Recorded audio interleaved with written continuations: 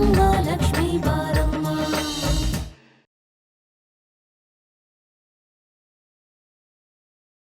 ಎಲ್ಲದನ್ನು ಕೆಳಗಡೆ ಕಲ್ಪನಂಗ್ ಕೊಡು, ಅವಳು ದೇವ್ರನ್ನ ಸಿಂಗರಿಸ್ತಾಳೆ. ಇವತ್ತು ಮನೇಲಿರೋ ಎಲ್ಲ ಆಭರಣಗಳನ್ನು ಹಾಕಿ ದೇವ್ರನ್ನ ಪೂಜೆ ಮಾಡ್ಬೇಕು. ಶಾಸ್ತ್ರಿಗಳು ಬಂದ್ರ?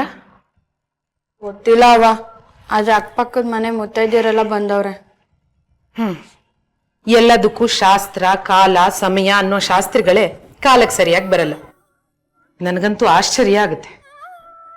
ಅವ್ವ, ನಮ್ಮೂರ್ನಾಗಿದ್ರೆ ಎಲ್ಲ ಟೈಮ್ಗಾಗಿರೋದು, ಆದ್ರೆ ಇಲ್ಲಿ ಅಂಥದ್ದೇನೂ ಆಗಲ್ಲ. ಕೆಮ್ದೀಪ ಹತ್ಕೊಂಡಿದ್ರೆ ನಿಂತಿದ್ ಕಡೆನೆ ನಿಂತ್ಕೋಬೇಕಾಯ್ತದೆ. ಹೋಗು.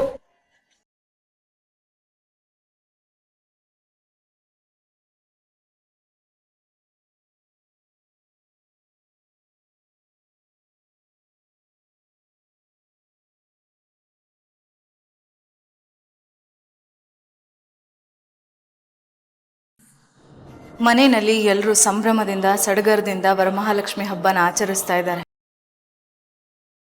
ನಾನೇನು ಕರ್ಮ ಮಾಡಿದ್ನೋ ಏನೋ, ನಿನ್ನನ್ನು ಮದುವೆ ಆಗಿದ್ರು ನಾನು ಮುತ್ತೈದೆ ಅಲ್ಲ. ನಿನ್ನನ್ನು ಕದ್ದು ಮದುವೆ ಆದ್ನಲ್ಲ, ಅದಕ್ಕೆ ನನಗೆ ಕಷ್ಟ ಇಲ್ಲ. 10 ಜನರು ಎದುರುಗೆ ನಾನು ತಾಳಿ ಕಟ್ಟಿಸ್ಕೊಂಡಿದ್ದಿದ್ರೆ ನನಗೆ ಕಷ್ಟ ಬರ್ತಾ ಇರಲಿಲ್ಲ. ಬೆಳಗ್ಗೆಯಿಂದ ಉಪವಾಸ ಇದ್ದು ಪೂಜೆ ಮಾಡ್ತಾ ಇದ್ದೀನಿ. ಆದರೆ ನನ್ನ ಗಂಡ ನನ್ನ ಜೊತೆಗಿಲ್ವಲ್ಲ ಅಂತ ನನಗೆ ಬೇಜಾರಾಗ್ತಾ ಇದೆ. ನಮ್ಮ ಮನೆಗೆ ಬರ್ತೀಯಾ? ನಿನ್ನಂಥ ಅವಿವೇಕಿ ನನಗೆ ಸಿಕ್ಕಿದಾನಲ್ಲ. ಒಂದ್ಸಾರಿ ನೀನು ನಮ್ಮ ಮನೆಗೆ ಬಂದು ಏನೆಲ್ಲ ಅನಾಹುತ ಆಯಿತು ಅಂತ ಗೊತ್ತು ತಾನೆ. ನೋಡು, ನೀನು ನಮ್ಮ ಮನೆಗೆ ಯಾವಾಗ ಬರಬೇಕು ಅಂತ ನಾನೇ ನಿನಗೆ ಹೇಳ್ತೀನಿ, ಆಯ್ತಾ? ನಾನು ನಿನ್ಗೆ ಆಮೇಲೆ ಕಾಲ್ ಮಾಡ್ತೀನಿ. ಓಕೆ, ಬಾಯ್.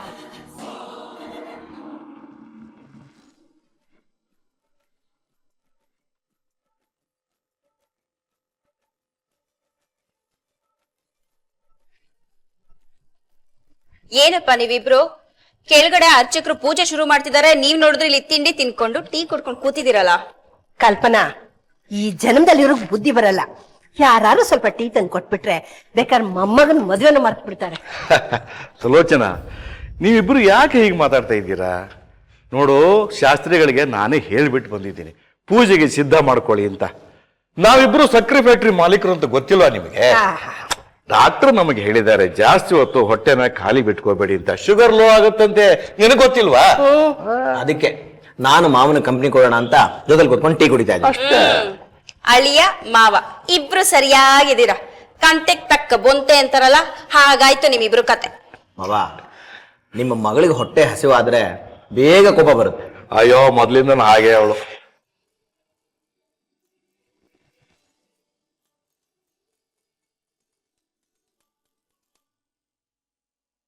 ಗೊಂಬೆ, ಏನೇ ಆಗಿದೆ ನಿನಗೆ? ನಿನಗೂ ನಿಮ್ಮಪ್ಪನಿಗೂ ನಮ್ಮಪ್ಪನಿಗೂ ಮಾಡಕ್ ಬೇರೆ ಕೆಲ್ಸನೇ ಇಲ್ಲ.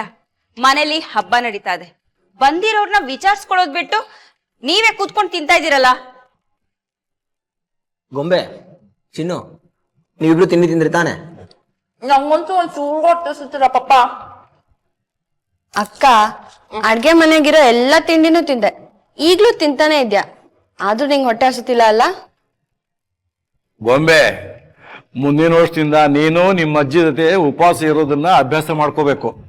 ಏನೇ ತಿನ್ನೋದಿದ್ರು ಈಗಲೇ ತಿಂದು ಮುಗಿಸ್ಬಿಡು. ಮಾವ, ನನಗೂ ಉಪವಾಸ ಮಾಡ್ಬೇಕು ಅಂತ ತುಂಬಾ ಇಷ್ಟ. ಆದ್ರೆ ಏನ್ ಮಾಡ್ಲಿ, ಆ ದೇವ್ರಿಗೆ ಹೆಂಗಸರು ಉಪವಾಸ ಆಯ್ತು ಪೂಜೆ ಮಾಡಿದ್ರೇನೆ ಇಷ್ಟ ಅಂತೆ, ಅದಕ್ಕೆ ನಾನು ತಿಂತಿರೋದು. ಅಯ್ಯೋ ರಾಮ, ಅಲ್ಲಿ ಶಾಸ್ತ್ರಿಗಳು ಎಲ್ರಿಗೋಸ್ಕರ ಕಾಯ್ತಾ ಇದ್ದಾರೆ. ನೀವ್ ನೋಡಿದ್ರೆ ಅಪ್ಪ ಇಲ್ಲಿ ತಿಂತ ಕೂತ್ಕೊಂಡಿದ್ಯಾ? ಕುಮುದ, ಅಷ್ಟಕ್ಕೆ ಟೆನ್ಷನ್ ಆಗ್ತೀಯಾ? ಮುಹೂರ್ತಕ್ಕೆ ಇನ್ನೂ ಬೇಕಾದಷ್ಟು ಟೈಮ್ ಇದೆ. ಬಾ, ನೀನು ಕೂತ್ಕೋ, ಕುಕ್ಕೀಸ್ ತುಂಬಾ ಚೆನ್ನಾಗಿದೆ, ತಿನ್ನುವಂತೆ ಬಾ. ಇಲ್ಲ ಭಾವ, ನಾನು ಉಪವಾಸ ಇದ್ದೀನಿ. ವಾಟ್?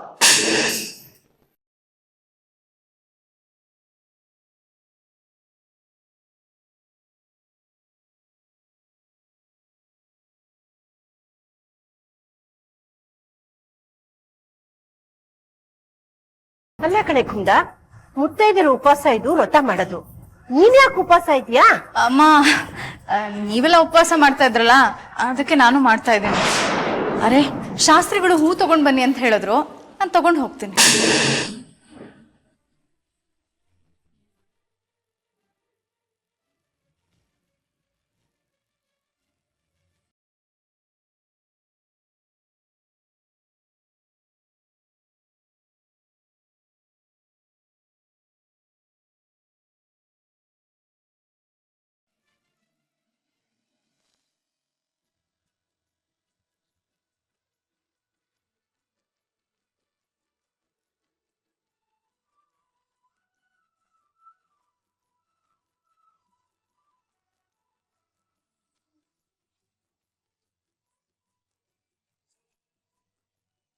ಏನು?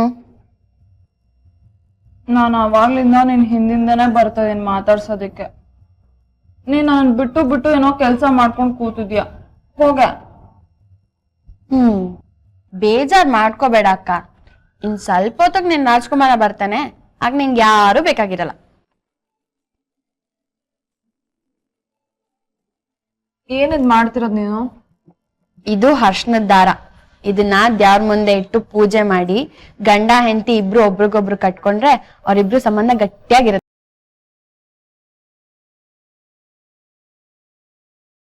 ಸರಿ, ಇದನ್ನ ದ್ಯಾವ್ರ ಮುಂದೆ ಇಟ್ಬಿಟ್ಟು ಹೋಗು. ನಾನಾ? ಇದೆಲ್ಲ ಮುತ್ತೈದೆಯರ್ ಮಾಡ್ಬೇಕು ಅಂತ ಹೇಳ್ತಾರೆ. ಬರೀ ಮುತ್ತೈದೆಯರಲ್ಲ, ನಿಶ್ಚಿತಾರ್ಥ ಆಗಿರೋ ಹೆಣ್ಮಕ್ಳುನು ಮಾಡ್ಬೋದು.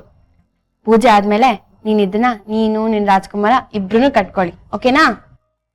ಅಕ್ಕ, ನಿಂದು ನಿನ್ ರಾಜ್ಕುಮಾರನ್ ಸಂಬಂಧ 100 ವರ್ಷ ಗಟ್ಟಿಯಾಗಿರ್ಬೇಕು. ಅದಕ್ಕೆ ಆ ಲಕ್ಷ್ಮಿ ಆಶೀರ್ವಾದ ಬೇಕೇ ಬೇಕು. ಸರಿ, ಇದನ್ನ ದೇವ್ರ ಮುಂದೆ ಇಟ್ಬಿಟ್ಟು ಹೋಗು. ಓಕೆ. ಅಕ್ಕ, ಪೂಜೆ ಆಗೋ ಟೈಮಲ್ಲಿ ಈ ಬಟ್ಟೆ ಹಾಕೊಂಡಿರ್ತೀಯ? ಲಕ್ಷಣವಾಗಿ ಸೀರೆ ಉಟ್ಕೊಂಬ ಹೋಗು. ಪ್ಲೀಸ್, ಚೂಡಿದಾರ್ ಹಾಕೋತೀನಿ. ಈ ನನ್ ಗೊಂಬೆಗೆ ಲಕ್ಷಣವಾಗಿ ಸೀರೆ ಉಟ್ಕೊಂಡ್ರೇನೆ ಚಂದ. ಬೋ ಸೀರೆ ಉಟ್ಕೊಂಬ ಹೋಗು. ಅದು ಬೋ ಬೋ ಬೋ ಅಲ್ಲ, ಗೋ ಗೋ ಗೋ. ಸರಿ, ಹೋಗ, ಅದನ್ನೇ ಮಾಡು. ನಮ್ಮ ಅಮ್ಮನ್ ತರಾನೇ ಆಡ್ತೀಯ.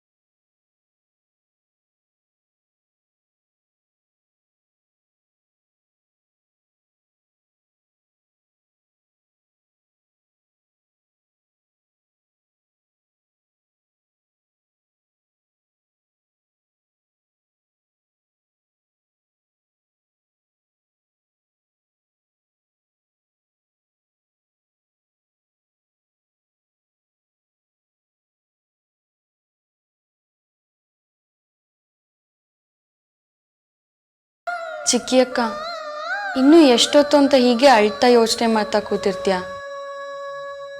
ವರ್ಷಕ್ಕೊಂದು ಹಬ್ಬ, ಕಣ್ಣೀರು ಹಾಕ್ಬಾರ್ದು. ಎಷ್ಟೇ ಕಷ್ಟ ಇದ್ರೂ ದುಃಖ ನುಂಗ್ಕೊಂಡು ನಗ್ನಾಗ್ತಾ ಇರ್ಬೇಕು ಅಂತ ತಾತಮ್ಮ ಹೇಳ್ತಿತ್ತು. ದೇವ್ರತ್ರ ನಾನು ಬರೀ ಕಣ್ಣೀರ್ ಮಾತ್ರ ಕೇಳ್ಕೊ ಬಂದಿದ್ದೀನಿ ಅನ್ಸುತ್ತೆ. ದೇವ್ರು ಕೇಳಿದ್ದನ್ ಮಾತ್ರ ಕೊಡ್ತಾನಲ್ವಾ? ಹಂಗ್ಯಾಕೆ ಅಂತೀರ ಚಿಕ್ಕಿ ಅಕ್ಕ? ಒಂದ್ ತೊಟ್ಟು ನೀರು ಕುಡಿದೇನೆ ವ್ರತ ಮಾಡ್ತಾ ಇದ್ದೀರಾ. ದ್ಯಾವ್ರಿಗೆ ನಿಮ್ಮ ಪೂಜೆ ಖಂಡಿತ ಮುಟ್ಟುತ್ತೆ. ಅಕ್ಕಪಕ್ಕದ ಮನೆಯವರೆಲ್ಲ ಪೂಜೆಗೆ ಬಂದವ್ರೆ. ಮನೆ ಮಗಳೇ ಪೂಜೆಗೆ ಬಂದಿಲ್ಲ ಅಂದ್ರೆ ತಾತ ಅಜ್ಜಿಗೆ ಬೇಜಾರಾಗಕ್ಕಿಲ್ವಾ? ಪ್ಲೀಸ್ ಚಿಕ್ಕಿ ಅಕ್ಕ, ಬನ್ನಿ ಹೋಗುವ. ಯಾರ್ ಚಿನ್ನು ನೀನು? ಎಲ್ಲಿಂದ ಬಂದೆ? ನನ್ಗಿಬ್ರು ಅಕ್ಕಂದ್ರು, ಅವ್ರ ಜೊತೆ ರಕ್ತ ಹಂಚ್ಕೊಂಡು ಹುಟ್ಟಿದವಳು ನಾನು. ಅವರೇನು ನನ್ನ ಬಾ ಅಂತ ಕರೀಲಿಲ್ಲ. ಬಂಧು ಅಲ್ಲ, ಬಳಗ ಅಲ್ಲ, ಸಂಬಂಧ ಅಲ್ಲ. ನೀ ನನ್ನನ್ನ ಬಾ ಅಂತ ಕರಿತಿದ್ಯಾ. ಯಾರ್ ಚಿನ್ನು ನೀನು? ದ್ಯಾವ್ರು ನಂಗೆ ವರನೂ ಕೊಟ್ಟೋನೆ, ಶಾಪನೂ ಕೊಟ್ಟೋನೆ. ಇಂಥ ಮನೆ, ನಿನ್ನಂಥ ಅಕ್ಕ, ಅದ್ಯಾವ್ರು ನನಗೆ ಕೊಟ್ಟು ವರನೇ. ವರಮಹಾಲಕ್ಷ್ಮಿ ಹಬ್ಬದ ದಿವಸ ವರ ಮಾತ್ರ ನೆನ್ಪಿಟ್ಕೋಬೇಕು. ಶಾಪ ಅದ್ರ ಪಾಡ್ಗದಿದ್ದೇ ಇರುತ್ತೆ ಬಿಡಕ್ಕ. ನಿನ್ಗೆ ನನ್ ಕಷ್ಟ ಅರ್ಥ ಆಗತ್ತ ಚಿನ್ನು? ಈ ಹಬ್ಬದಲ್ಲಿ ಎಲ್ರೂ ಅವ್ರ ಗಂಡನ ಆಯುಷ್ಯ ಆರೋಗ್ಯ ಹೆಚ್ಚಾಗ್ಲಿ ಅಂತ ಲಕ್ಷ್ಮೀ ದೇವಿನ ಕೇಳ್ಕೊತಾರೆ. ಆದ್ರೆ ನನ್ ಗಂಡ ನನ್ನ ಹತ್ರನೇ ಇಲ್ಲ. ಅಕ್ಕ, ಗಂಡ ಎದುರಿಗಿದ್ರೇನು ಇಲ್ಲದೆ ಇದ್ರೇನು ಒಂದ್ಕಿತ ತಾಳಿ ಕಟ್ಟಿದ್ಮೇಲೆ ಗಂಡನೇ ತಾನೆ. ತಾಳಿ ಕಟ್ಟಿಸ್ಕೊಂಡವರು ತುಂಬಾ ತಾಳ್ಕೋಬೇಕು ಅಂತ ತಾತಮ್ಮ ಹೇಳ್ತಾ ಇತ್ತು. ಚಿಕ್ಕಿ ಅಕ್ಕ, ಭಾವ ಖಂಡಿತ ಬಂದೇ ಬರ್ತಾರೆ. ಮಹಾಲಕ್ಷ್ಮಿ ನನ್ನ ಮಾತು ಕೇಳೇ ಕೇಳ್ತಾಳೆ. ಎದ್ದು ಬಾ ಅಕ್ಕ ಪ್ಲೀಸ್. ಚಿನ್ನು, ತುಂಬಾ ಒಳ್ಳೆ ಮನ್ಸಿನ ಹುಡುಗಿ ನೀನು.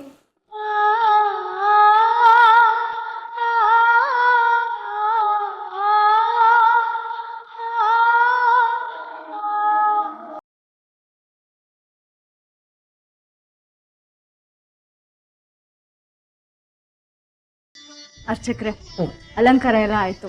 ಈಗ ನೀವು ಪೂಜೆ ಶುರು ಮಾಡ್ಕೊಳ್ಳಿ. ಆಯ್ತಮ್ಮ, ಕೂತ್ಕೊಳ್ಳಿ. ಶುಕ್ಲಾಂಬರಧರಂ ವಿಷ್ಣುಂ ಯಜುವರ್ಣಂ ಚತುರ್ಭುಜಂ ಪ್ರಸನ್ನವದನಂ ಧ್ಯಾಯೇತ್ ಸರ್ವವಿಘ್ನೋಪಶಾಂತಯೇ.